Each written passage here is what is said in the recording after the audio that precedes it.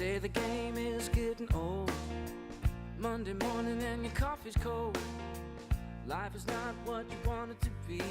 You need another chance to be who you want to be, yeah. You say the things. Hello, everyone, and welcome to A New Direction. It's me, Jay Izso, and guess what? We have another great show. I know, every week, Jay, would you stop telling us how great this show is going to be? Every show you say is great, but I'm telling you, it is a great show. I've got another great guest. I've got Ed Muzio with me today, and I'm telling you, this book, Iterate, I'm just telling you, is a great book. Do not let Iterate, the word, confuse you, fool you.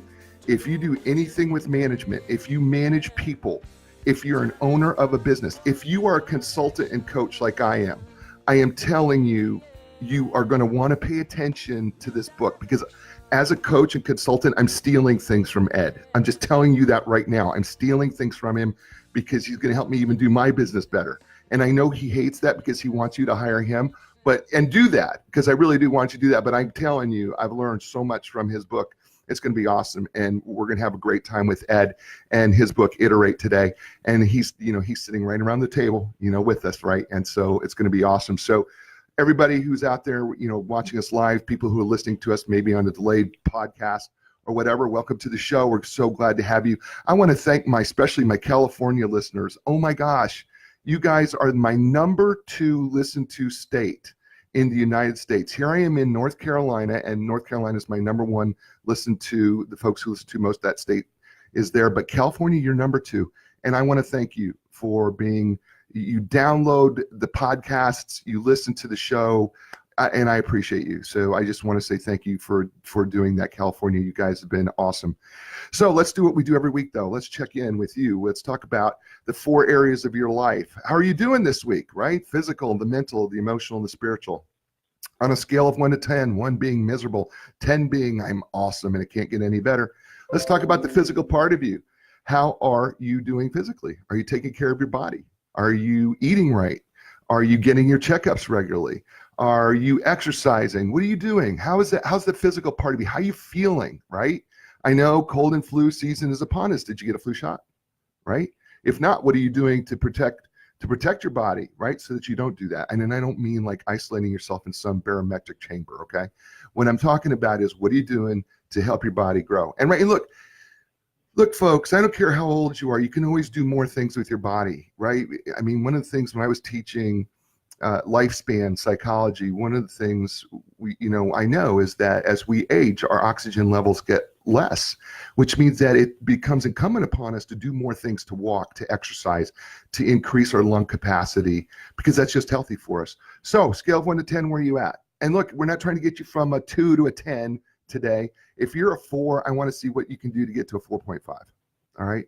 What do you need to do to improve yourself physically to get from a 4 to 4.5 or 6 to 6.5? That's all I'm looking for. All right, perfect, great. You got that in mind. Okay, now let's talk about yourself mentally. What are you doing? How are you mentally on that scale of 1 to 10? Right? I mean, what do you fill in your mind with, right? I am so fortunate and blessed to do this show, because I get to read a book a week, right? And so I'm filling my mind.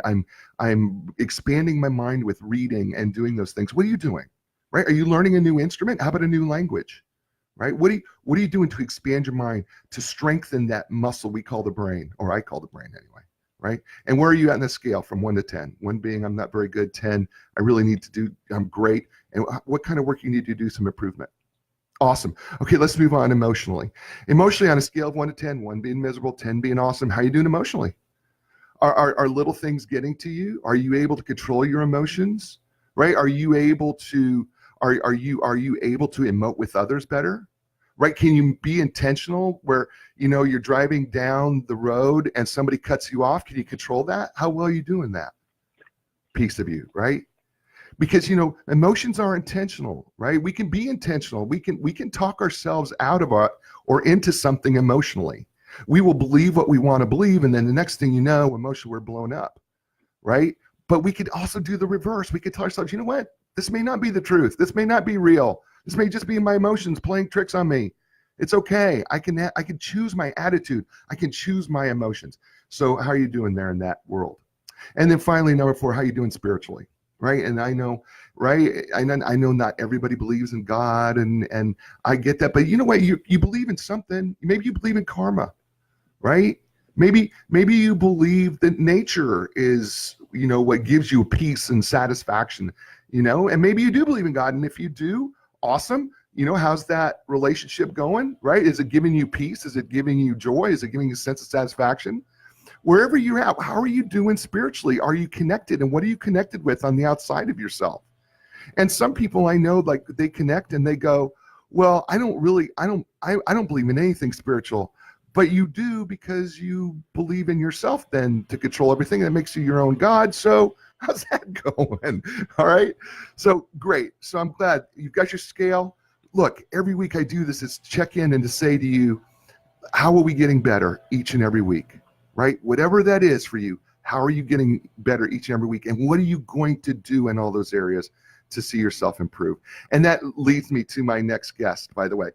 I am telling you, I am so excited about Ed Muzio. Ed Muzio has been called one of the planet's clearest thinkers on management practice by someone, by the way, who would know, the editor of International Business Magazine. He is CEO of Group Harmonics, that is Ed Muzio, and author of award-winning books, including Iterate, by the way, which is a brand new book in 2018, and Make Work Great, which was put out by McGraw-Hill in 2010. Among others, his books have won awards of excellence from the International Society for Performance Improvement, a professional association that requires both a clear and problem statement and a measurable result for organizational performance and improvement.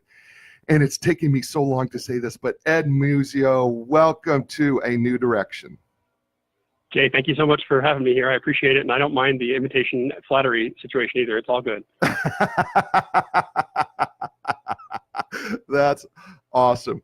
Ed, by the way, Ed Muzio is brought to you today by Inline Brokers, business brokers and advisors, partners with business owners when it's time to sell their businesses. So when it's time to sell your business, contact the professionals at Inline Business Brokers and Advisors. You can learn more online at inline.com. That's www.enlign.com. And we certainly thank them for their sponsorship of Ed Muzio and his book, Iterate, which you can buy on Amazon, Barnes & Noble, your favorite bookstore. If they don't have it on the shelf, ask them why, and then order it and get it in, because that's what you need to be doing. Ed, the book is entitled, and I'm showing this to everybody, Iterate, Run a Fast, Flexible, Focused Management Team. And it's by Ann Inc., publishers out of New York City. And Iterate. All right. When this book was first shown to me, I was like, Iterate. Okay, help me here. Help my guests understand the word iterate and why that's so important to this book. Well, I like to use the rather boring analogy of walking to your car across a big parking lot. So imagine you step out of the door of a mall or maybe an office building, and you are looking in the direction of your car, and you're saying to yourself, I need to get there in 3 minutes. And so what do? You start walking. Now, you may or may not be heading toward the right car. You may or may not be going in exactly the right direction. But what happens is, as soon as you start walking, you start gaining information. Now, there's that top level that's at work there, which is let's say your executive office, your brain. That's who set the goal and time requirement, right? Get to the car in 3 minutes. At the bottom level, you've got, let's call them the workers. They're your feet moving along the surface of the ground, and they're detecting if the surface is wet or slippery or dry, or if there's gravel. And so what's happening is your feet are moving. They're not calling the CEO's office every time there's a piece of gravel. They're adjusting to it. If they need to adjust a little more than they can on their own volition because they need some more blood oxygen, they can make an escalation. That goes up to what we call middle management. That's your cardiovascular system. They can ask for more resources. And sometimes that system can satisfy that. Sometimes that system will actually escalate all the way to the CEO. That's when you get that feeling like I sometimes do, which is maybe an indication that your physical health isn't where it needs to be, but that is, breathe a little harder or walk a little slower, right? So you have this information flowing up from the bottom. At the same time, you have your eyes looking out over the horizon saying, that's not my car, or there's obstruction in my way, or something is not as I expected, and I need to turn. And if you notice that information flows down your quote unquote organization and gets adopted into the movement of your feet. And so all that's happening, this whole system that's going on here, is really just doing the simple thing of what I call iterating, which is you take a step and then you gain new information from that step, and then you incorporate that new information into the next step. So as soon as you see a need for something different, you adjust and change in small ways and in big ways. And that is what we know to be one of the most efficient ways, if not the most efficient way, to get you to your car when you actually don't know where it is. So it's the way we solve problems that we don't know the solution in advance. It's the same way computers simulate flight and weather patterns, things like that. It's incremental chunks, one step at a time, learn, and then essentially recalculate. I love that. When I read that analogy that you put in the book about, trying to find your car and you're walking to find your car, and I thought, oh, Ed, where are you going?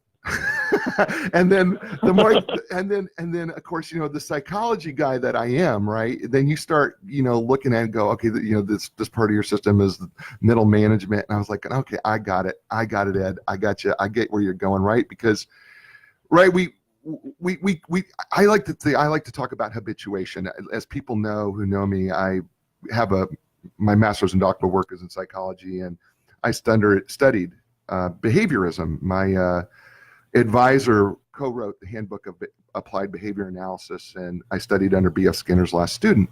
So I have this huge thing about behavior, which your book, by the way, is awesome, and we're going to get into more of that piece. But you started out with this analogy of getting me to my car. And I thought, isn't habituation a great thing? Because I don't have to really think about my feet, and I don't have to really think about I'm walking. And I think this is a large part what you talk about in your book is there are certain things that we do in the business of management that we just don't think about, and it happens, which allows us to actually focus on the most important things. Isn't that kind of? That's it exactly, Jay. I hate to say it this way because someone's going to quote me, but management, at least management as I define it, is supposed to be boring, right? Walking to your car, if it's very exciting, if you're dodging, dangerous things or changing direction constantly, that's not good, right? Just like that, management is supposed to be kind of boring, kind of automatic, constantly adjusting the course of your organization, big or small, so that it stays on track to meet its goals. That way it frees up the higher level resources, let's call them the executive resources, to be looking further out to, 2 years into the future, let's say, or in the walk to the parking lot, maybe it's thinking about what you want for lunch, right? You need that system to run well, and you need it to run autonomously so that you can keep the focus where it needs to be, which is out ahead of you. That's the concept of the kind of management we're talking about. Right, and I think what's really cool about what you are talking about in Iterate about management is it's really a feedback system, right? And then you give us the analogy, if you will, of the thermostat, and that's really what all levels of management is supposed to be is really kind of a feedback system, right? You get in trouble when you say that a little because people think feedback and they think of the meaning of feedback as in, hey, Jay, you work for me, so I'm going to give you feedback on how you're doing. Right. And managers do that. But you're saying it actually the right way, which is management, when I say with a capital mint, right. Management is collectively the set of people who operate as the feedback system, meaning they're the ones checking where we are, checking where we're trying to go, checking as to whether our new expectation of the future has changed, and making adjustments to our resources to keep us as close to on track as we can be. And that's different and distinct than what I call managing with a capital ing, which are the things you usually think about and hear about and read about when you think about someone who's managing someone, like setting their pay level and giving them feedback on how they're doing and helping them grow their careers. Managing with a capital ing is super important. You have to do it well. It's worth getting good at it. Right. But management with a capital mint is equally important. And I think it's not nearly as well understood, and that was a big part of why I wrote the book. Yeah, and this is why I love this book. By the way, I'm showing the book again. Iterate. Iterate. Look, you see this is blue cover? Yes, Iterate is the book. Run a fast, flexible, focused management team. We're with the author, a management practicing guru, expert, Ed Muzio. And by the way, let me tell you what's awesome about this book. And Ed, I'm sorry, I just have to say this. So I get this book. And this book is not just a book to read. There's activities in this book that Ed has put together that you can actually do with your management team. All right. I mean, there's activities. Not only is there activities, if you buy the book, ebook or the hardcover book, I don't care which one you buy. If you buy the book, there's a code inside that you can get that you can have access to Ed's amazing videos. I am telling you, that these are practical, useful videos that you can do this stuff immediately on your team. I'm serious when I say this. I read a lot of books. You know I do. That's what the show's about, is reading. I read books. I try to translate them. I get the authors, and then I try to help you find a new direction in your life or your business or your career, right? But I'm telling you, this is one of those books. Iterate is one of those books. He's got an appendix back there. Folks, it's like he's saying, look, he's giving away his consulting business in a book is what he's doing, and saying, go ahead and run it. Go ahead. I'm giving you all the pieces, all the tools right here in the book. I'm going to give you the videos.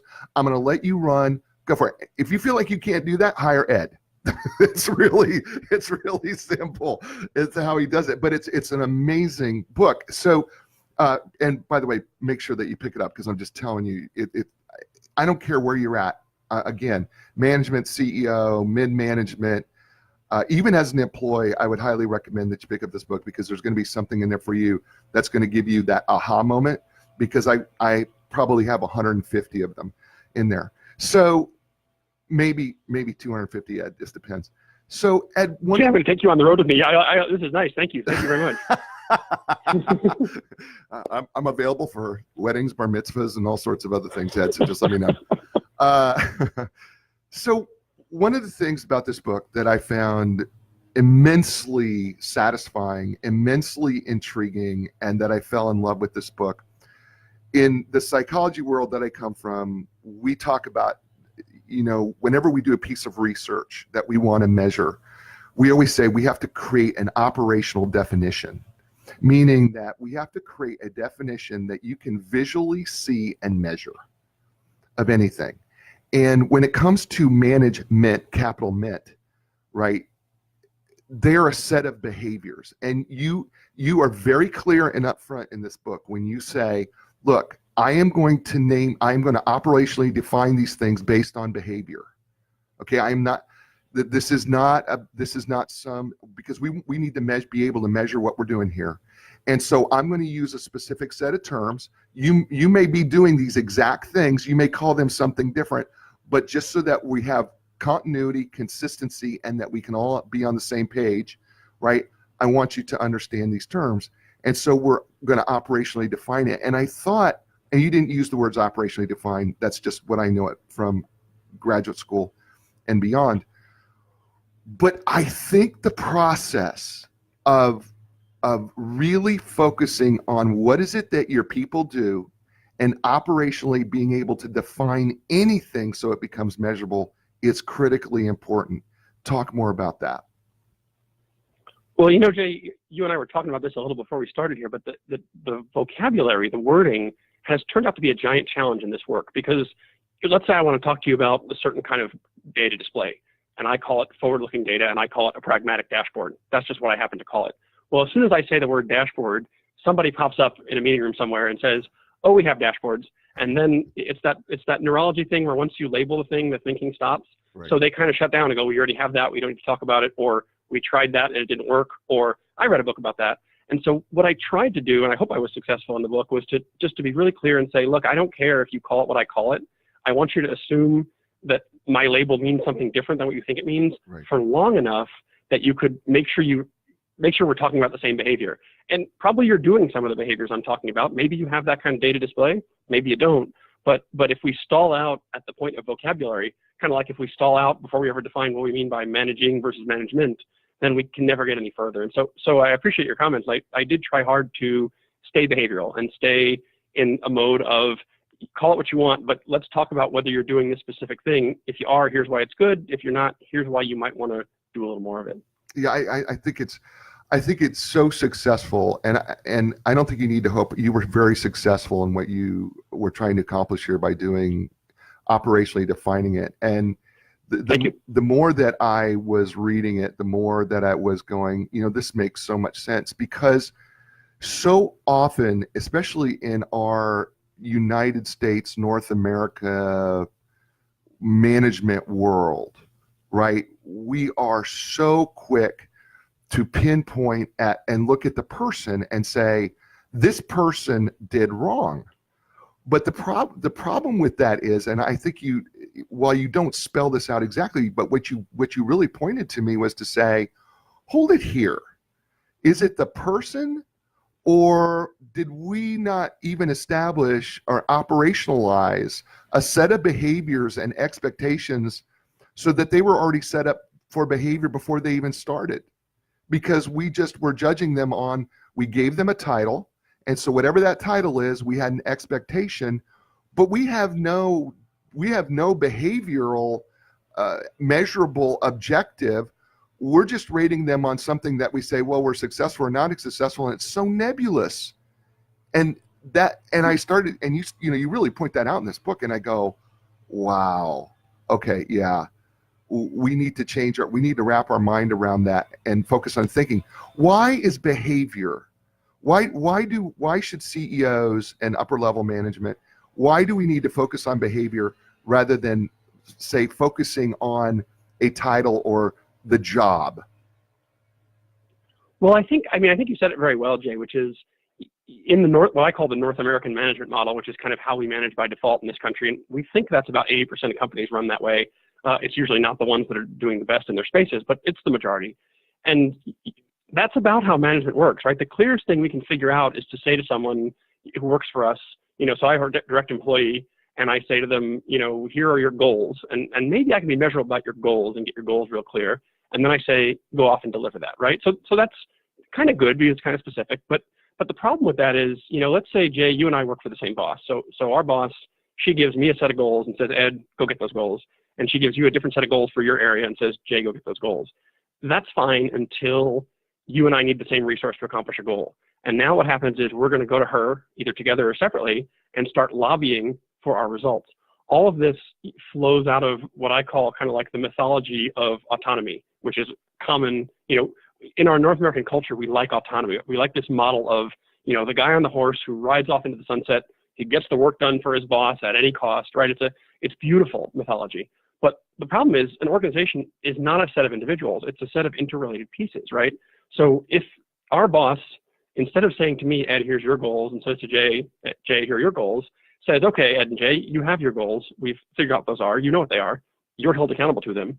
Also, here are my goals. So you, Ed, Jay, your couple peers, all of us on this team, we're on a team, and the team has a job, and the job is to produce my set of goals.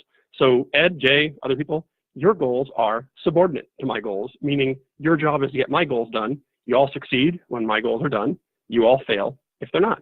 So now all of a sudden, when Jay and Ed bump into each other in the need for resources, instead of running to the boss and saying, hey, referee this fight for us, we're going to the boss and saying, hey, we've got a crossover here, we've got a conflict. Here's what we recommend to keep your goals on track. Will you approve this? So essentially, we're looking up and we're helping her do her job instead of forcing her into this referee situation. Now, I've just described a very simple thing you can do as a manager, which is you say to your team, you each have your own goals, but here are my collective goals for our team, and you all are successful or not in my eyes based upon whether we meet my goals. It's a simple behavior. But until you say to your team also, hey, if you have direct reports who manage others, I expect you to give that same talk to your team. I want you to manage in the way I'm managing, because it only works if we all manage in the same way. Until you do that, you're still in that North American model. You're still saying, everybody get your stuff done as you see fit, and I'll knit it together. And it's just less efficient. It sounds better, it feels better in some ways, but it is measurably and knowably less efficient than having the things be coordinated, because in real life, again, your organization is a set of coordinated pieces. It's not a set of individuals functioning autonomously, even though we'd like to believe it is. We're talking with Muzio, author of the book Iterate, run a fast, flexible, focused management team, and he's brought to you by Inline Business Brokers. Are you a business owner, or maybe you're looking to buy a business? Well, I'll tell you what, Inline Business Brokers and advisors have helped literally thousands of clients in the sale and purchase of businesses. So when it's time to sell your business, contact the professionals at Inline Business Brokers and Advisors. You can learn more by going to nline.com. That's www.enlign.com. Jeff Snell, owner, founder, COO of the company, been on the show. He loved it so much he became a sponsor. I love that when that happens, when people love the show so much. And so he's anywhere you're at, I don't care, in the United States, he can help you. Him and his team can help you buy or sell a business that you're looking for.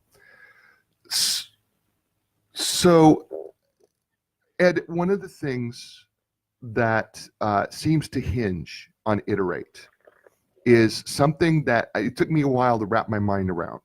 So maybe you can help me simplify it, is this VSO, or verbalized summary output.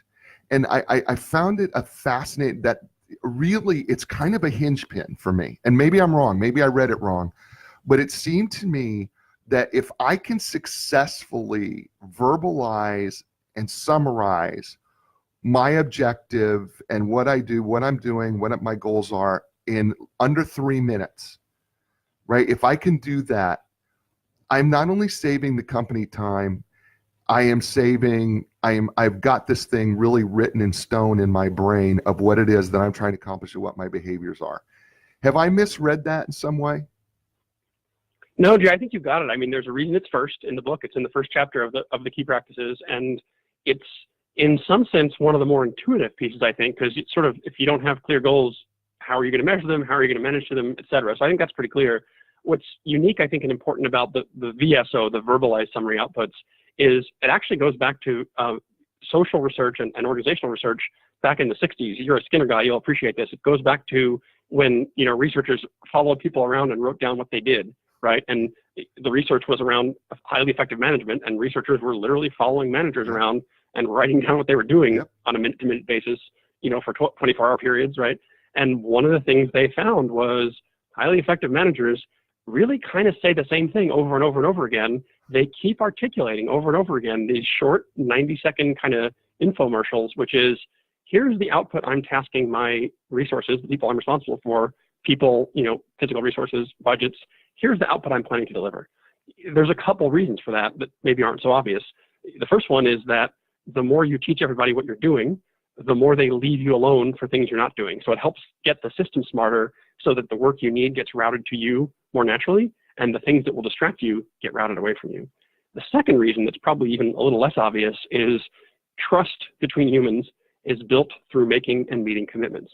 So after I say to you 10 times, because you're my peer in this fictitious organization, Jay, here's what I'm going to deliver over the next year, and then you see me deliver it, that builds trust much more effectively than if I had delivered it without telling you in advance.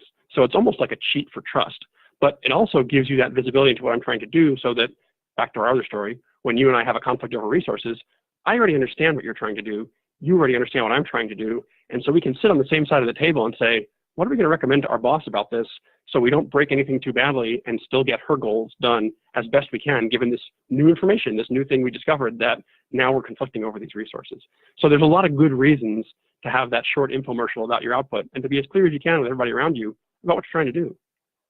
I'm going to tell you that, one of the things that you talked about when it came to the VSO, the verbalized summary outputs, is that here Alice, Cal, and Bob, I think it was, were in a meeting with Max. And so here they are, and they come into the meeting, and it's kind of like they have their dashboard, which is basically their chart of their VSO, right? Is that a safe way to put that? And so here they but they state, even in this meeting, right, which you don't really call a meeting. I'm going to have you talk about that in a second here. And they all state what they're doing. Nobody's taking up too much time, because what a waste. I have been in these meetings, even in businesses I've consulted, where I go to the owner, you've got to tell person B, you've got to tell them to stop talking, because they're just rambling. When you are with the VSO, helps you be very clear on what it is you're going to do. We've all been in these meetings where somebody, I feel like, just wants to hear themselves talk, right? And so the meeting has the meeting all of a sudden loses purpose. And then, wait till I get to your mountain chart of, are you way in, are you in, are you out, are you way out, or are you dominating? So, so I think it's brilliant that even though the managers know what your VSO is, you're still going to restate it, or it's going to be in the dashboard, right? I just find it's there. It's always in front of everybody. That's right. It's always in front of everybody, and it's the basis for the conversation. And you said it exactly right, which is one of the things, when I, like you said, my whole practice is in this book. When I'm reserving meetings, I'm looking for how much narrative traffic there is, right? Airtime in a meeting is a scarce resource. And if it takes each person in the meeting, and it's 5 people in the meeting, and it takes each of us 9 minutes to explain how things are going, we've spent the entire hour on what's already happened, and we're not being the feedback system. We're not looking forward and adjusting. We're just a bunch of people sitting around talking, right? So it is absolutely about reducing airtime spent on narrative updates and moving that airtime over to use it for forward-looking, proactive resource allocation problem solving. Which leads us to the meeting portion, right? Because you know what? Sometimes we meet to meet, right? With our managers, we just meet to meet because we feel like we got to meet. And it's not that meetings are bad in of themselves, but typically meetings lose their objective, and then we walk away with what, right? Which is just the wrong thing, right? I mean, we should be walking away with something really clear and actionable at the end of a meeting. Right, but we're generally certainly at the end of a management meeting or problem-solving meeting, we'd like to walk out with some resource allocation decisions, with a solution to a problem, with an approved recommendation. We'd like to go in knowing what we're planning to walk out with, and we'd like to walk out with it. And that requires, as you said, some focus on the objective of the meeting, and also some processes that keep us out of that sort of long-winded storytelling mode that eats all the time. But you don't call them meetings. You don't call the meeting a meeting. You call it something completely different. My work preview meeting, you mean? Yeah. Mm-hmm. Yeah, so talk about that. The work preview meeting it's what I call the staff meeting. Again, I don't particularly care if other people don't want to use that term, but it's the operational definition, which is a staff meeting is the manager and the team checking in on how things are going relative to what they're trying to get done. Now, this is where that forward-looking data that I mentioned comes in. So let's say that one of my objectives is to deliver some outputs. I could come in with a graph that shows all the outputs I delivered until today. That's pretty typical in the North American management model. And then our boss would say to me, Ed, what do you think is going to happen next? And then I would talk in the narrative for 9 to 12 minutes, right? What I need to do instead is come in with what I call 2 futures in my graph, which is, yeah, sure, here's what I did up until now. Now here is the original future, which is what we thought the plan was last time we checked, beginning of the year, whatever. And then here is a second future, which is my most current forecast relative to what I think is really going to happen. And so that way, the whole focus is, are those 2 different? Which means, has my understanding of the future changed? If it hasn't, there's nothing to talk about. Right. We keep going on whatever we're doing. We talk about something else. But if it has, if there's what I call a variance between the old future and the new future, meaning I now expect something different to happen in the future than what I thought was going to happen before, that's the rich area for conversation. Because now I need to turn to you and say, hey, Jay, you're dependent on this output. It's going to be different than I thought.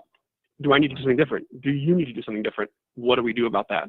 And the work preview meeting is the regular meeting of a management team in pursuit of the head of the team's goals, the leader's goals, around checking what has changed in the future and our understanding of it, and what, if anything, should we do differently. That's what a work preview meeting is, and it has to happen regularly because that's how the organization iterates, right? That's how we keep doing that check and adjust, check and adjust. Although we hate meetings, it has to happen in a meeting. That's the only way to do it. Right, and this probably it's probably the reason why we don't like meetings, is because quite often we're not really accomplishing anything. And what you're describing is that every meeting we're going to accomplish something.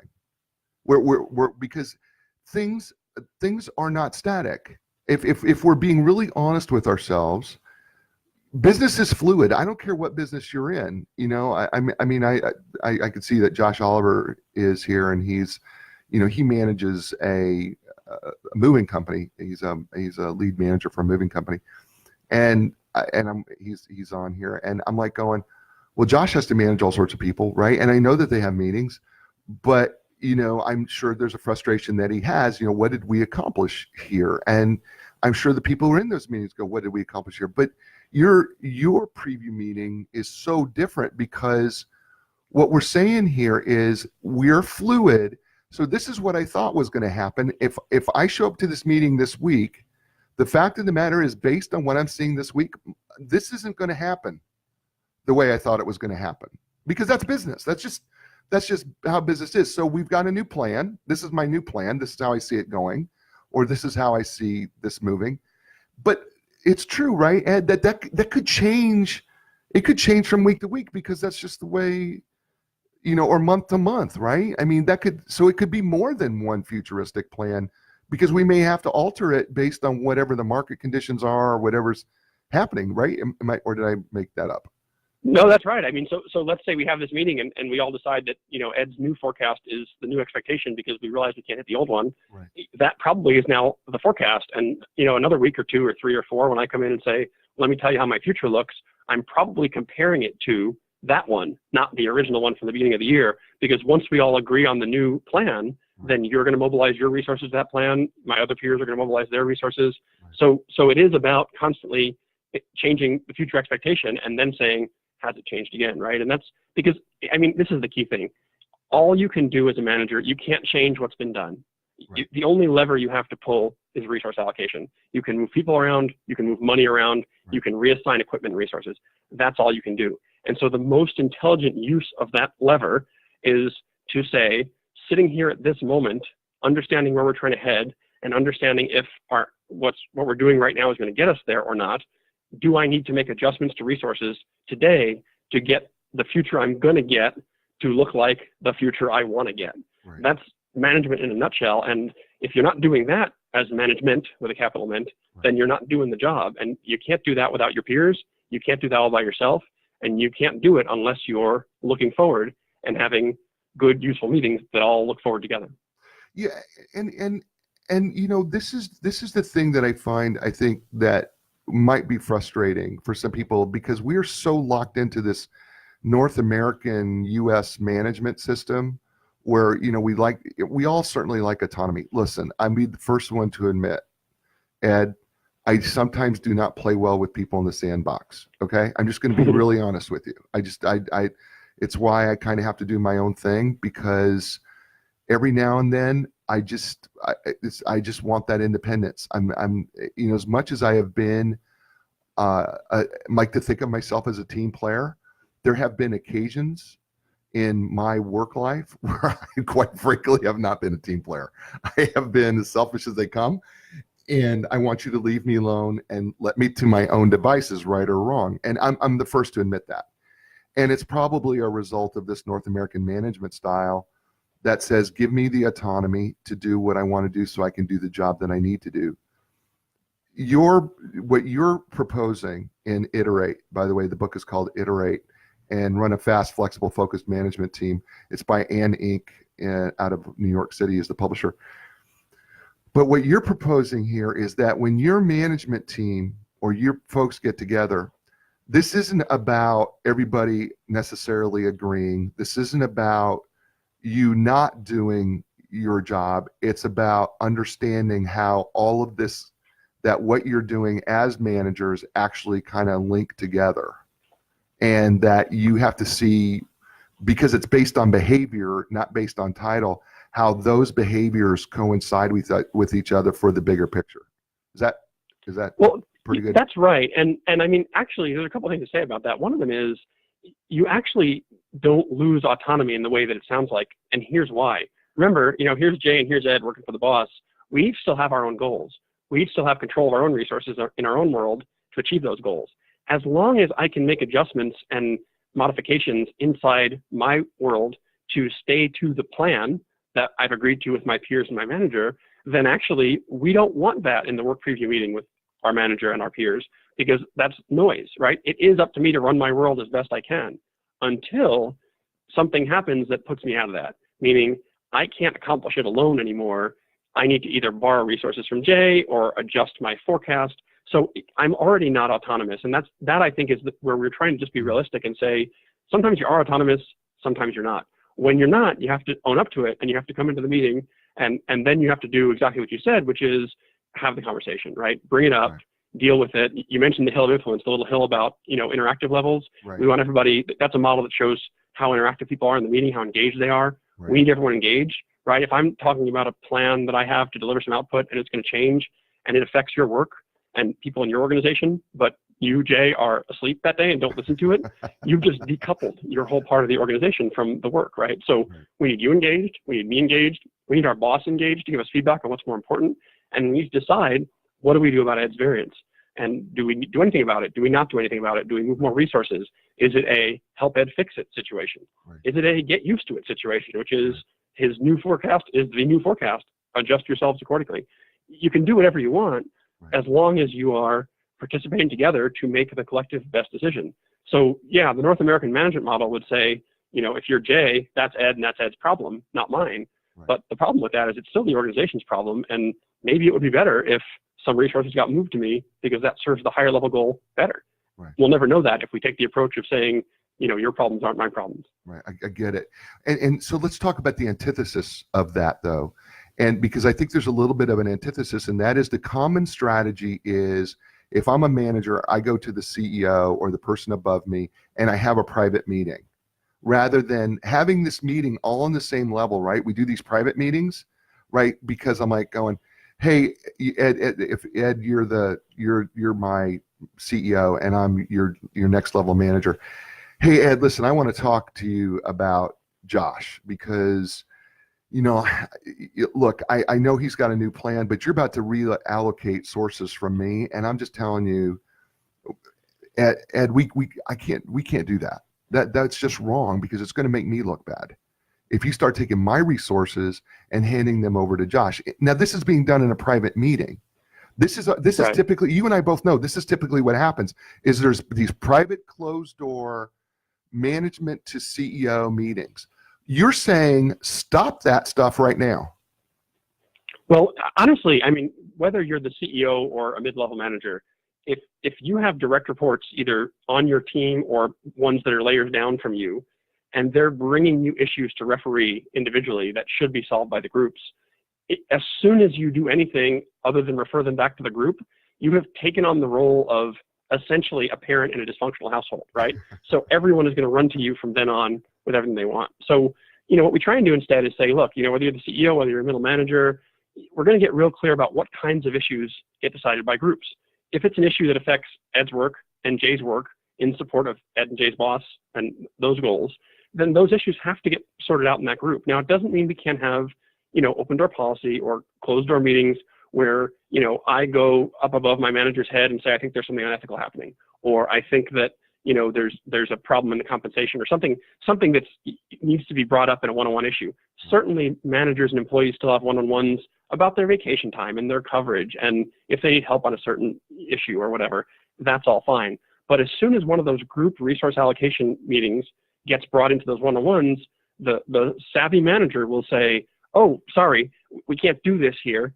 We can't talk about something that affects Jay's output with just you and me, Ed, because Jay's not here. So let's put that on the meeting agenda for the next meeting. And if it's important enough, we'll spend some time dealing with that variance and what it's going to be. And so it's not particularly difficult to delineate between those issues once you know what you're looking for. But if you're not carrying the definition around in your head, then as a manager, it's too easy to jump into problem solving on one of those things one-on-one. And once you do, you've opened the door for that from then on, and you've wiped out the effectiveness of those group meetings. I love that. See, I love that because I think it's so easy for the manager or the CEO to all of a sudden be the referee.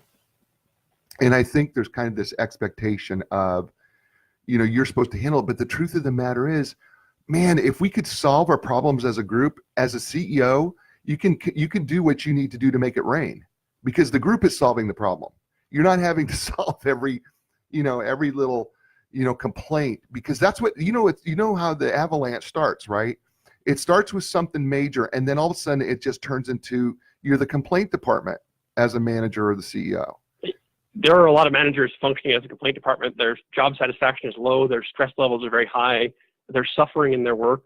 They're probably losing years off their life. And also they're not serving their organizations well. It's really, really unfortunate. And the way out is exactly that. It's to start to be clear about what we do in groups, what we do individually, and to not allow those lines to get fuzzy. Because if you become the complaint department, you also aren't good at it because you're making that decision.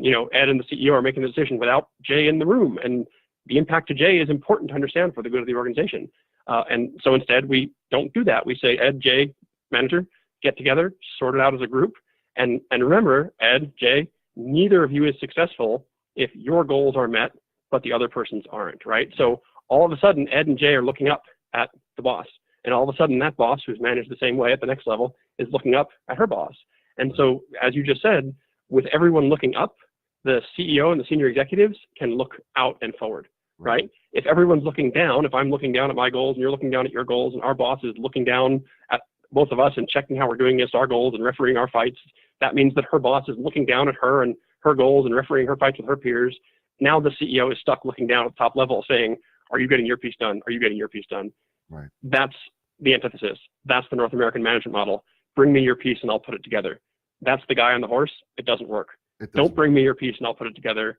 Here's what we're doing as a team. You all need to help me figure this out. Right. That's everyone looks up and the executives look forward. That's how we carry the company forward. Yeah, and that's beautiful because it's certainly it's just a far more efficient process when going on. And by the way, we're talking to Ed Muzio. He's author of this amazing book called Iterate, Run a Fast, Flexible, Focused Management Team. Let me tell you about this book. This book, by the way, is not just a book to read.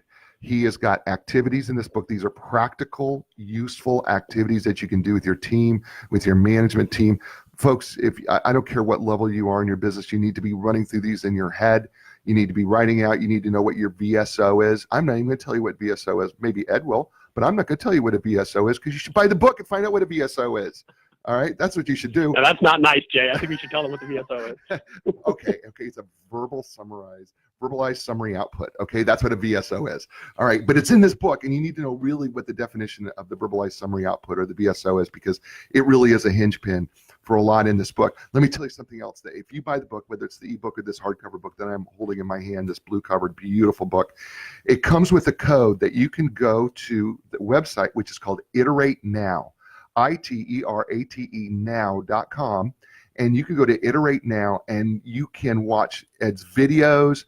There's all sorts of resources available, and by the way, they're so practical, and we're going to get into one of them here real quick. But you know what, I got to do a public service message, and that is, are you a business owner?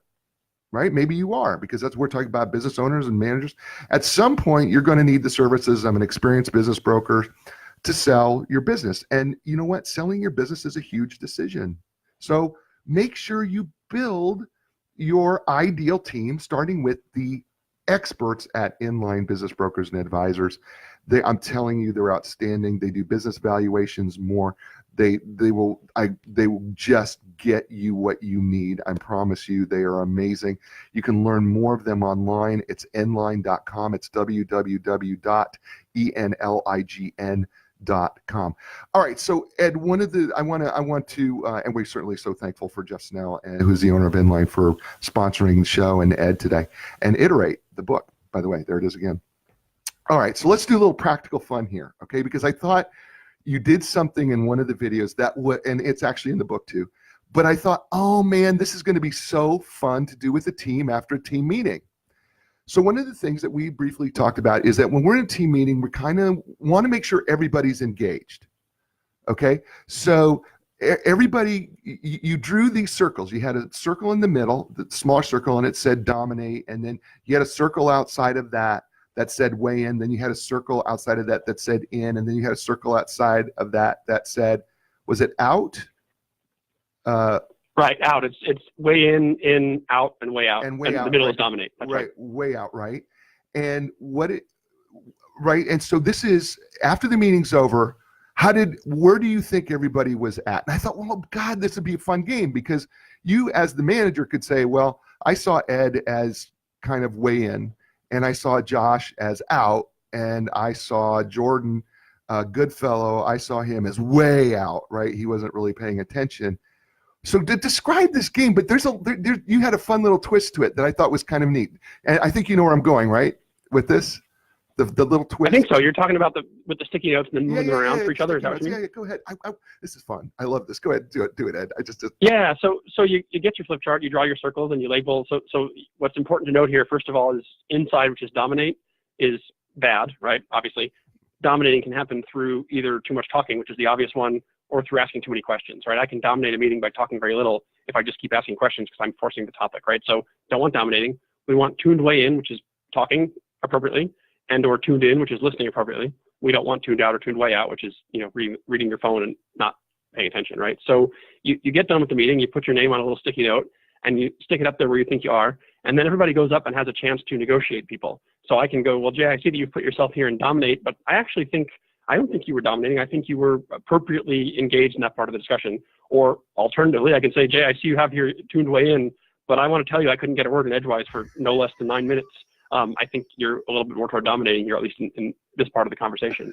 And so what you're really doing, it doesn't actually matter that much if everyone's Post-it note is in exactly the right place, but you're fostering a dialogue about what does it look like to be tuned way in versus dominating? What does it look like to be listening appropriately versus tuned out?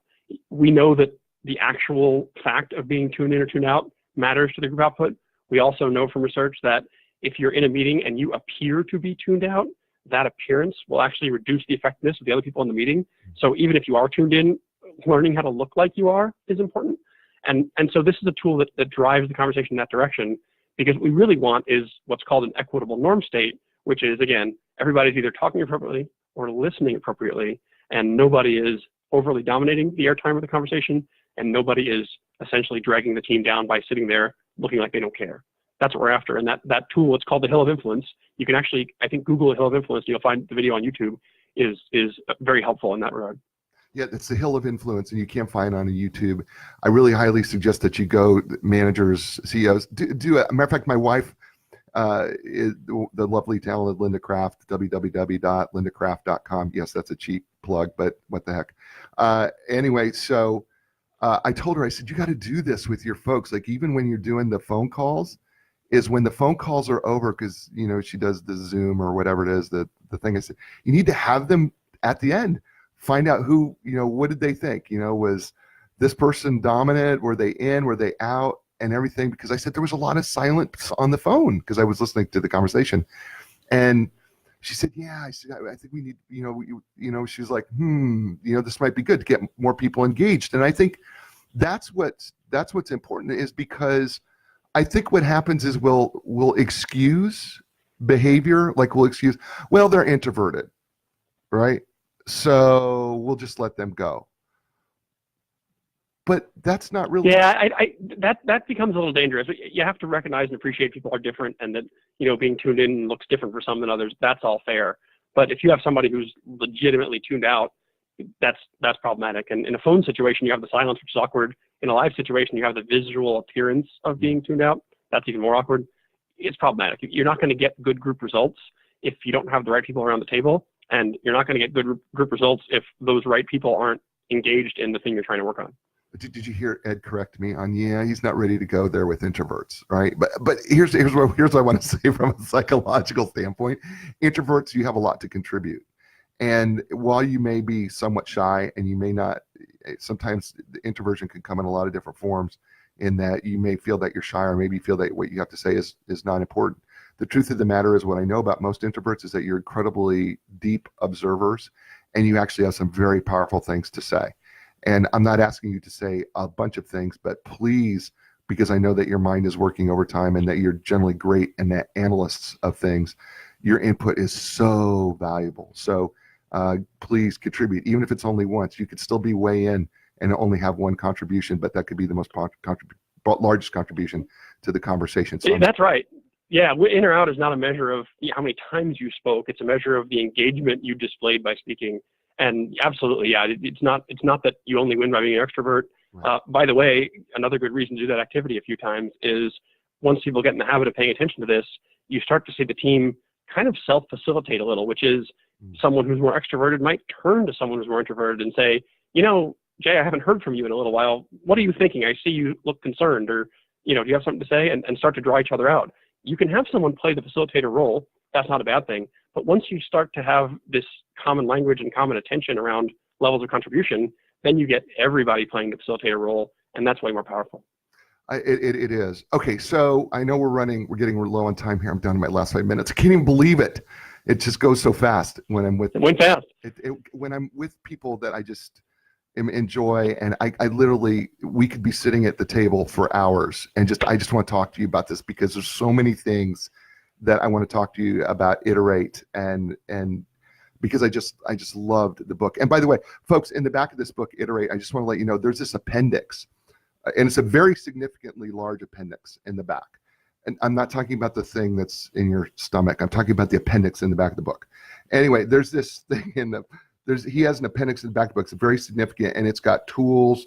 He's got troubleshooting places. He's got summaries of the book. and everything. I did not read the summaries of the book. I actually read the entire book cover to cover. I am telling you, the appendix is really, really powerful. Really, really powerful.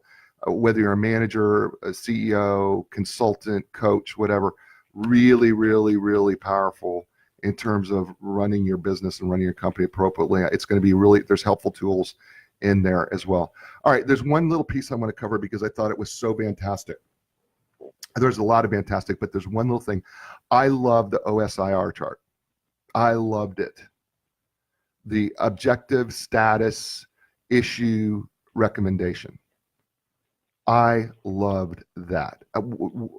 Let's talk about that. I know we don't have enough time to talk about it fully, but let's talk about why that's so important.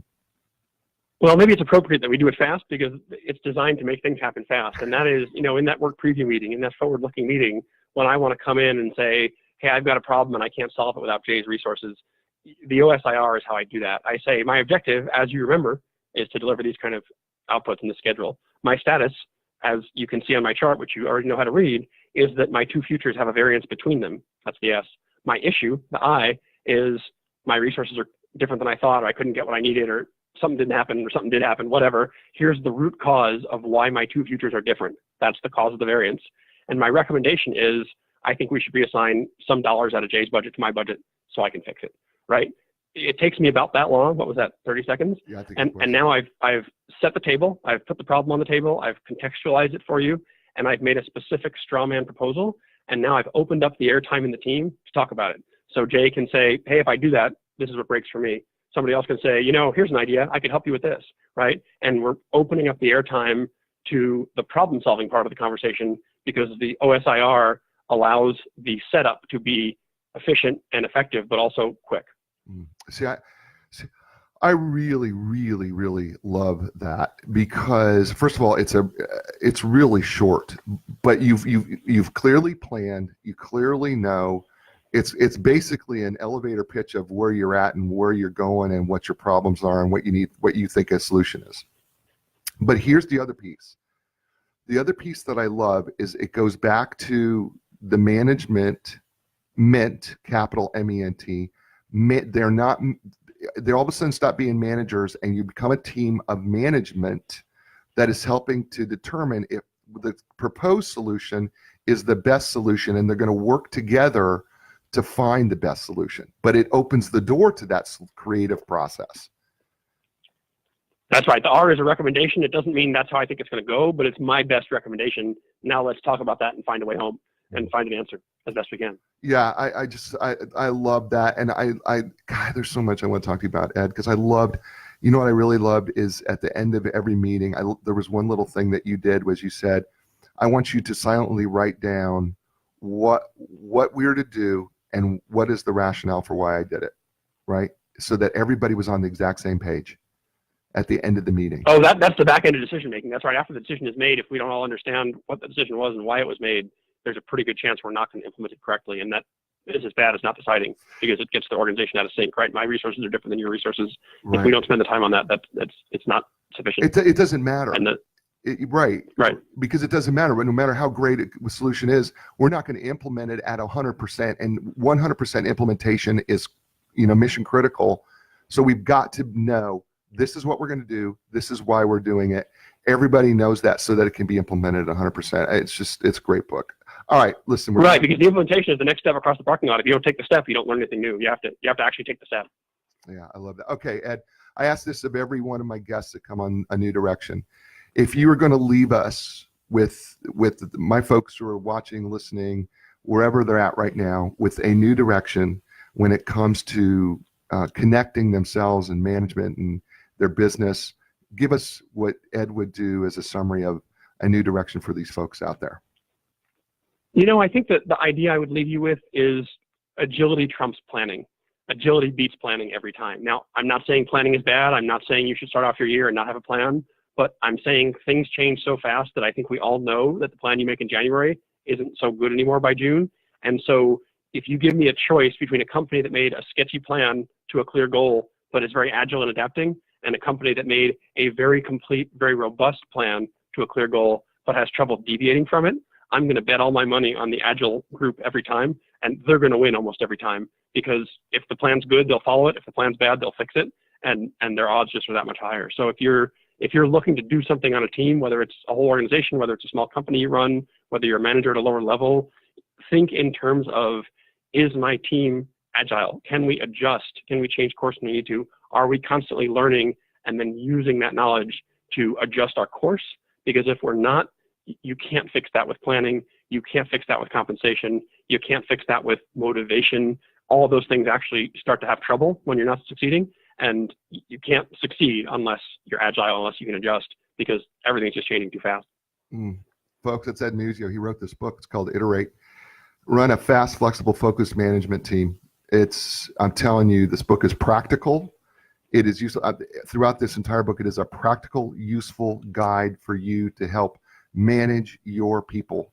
And you know what? It's going to not manage your people, but to bring your people together to become a team that becomes a thermostat for you to determine how to be more flexible and agile in your business, so that what happens is that you've created a team atmosphere that's going to help your business become far more successful and efficient. It is absolutely a terrific book. It's got everything that you want, and it's going to, and by the way, if you buy the book or the ebook, it comes with videos and resources that you can go to Iterate now, Iterate now.com, and you can find out more information. His name is Ed Muzio. Buy this book. Folks, you know what I tell you every time? I'm telling you, it's the people on the show that I get to interview that inspire us the most. And Ed Muzio did that today. He inspired us, right? He gave us something that he is passionate about. And then what he did is he wrote it in a book, and then he was able to share it with us here on A New Direction.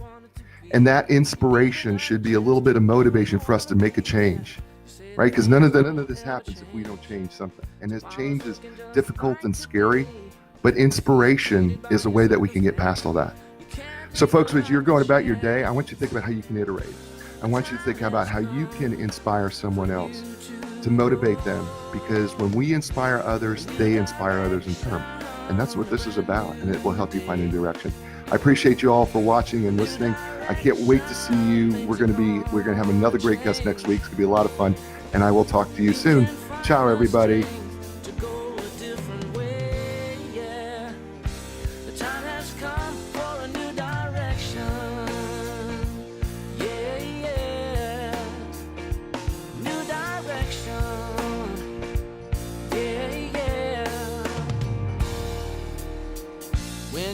Your confidence and the answers don't make sense. You got to keep your hope alive. You got to know you can survive. This is your time to fly. A new direction, a brand new day. A new direction, things are gonna change. Find the strength to go a different way, yeah. The time has come. Your dreams will take you places you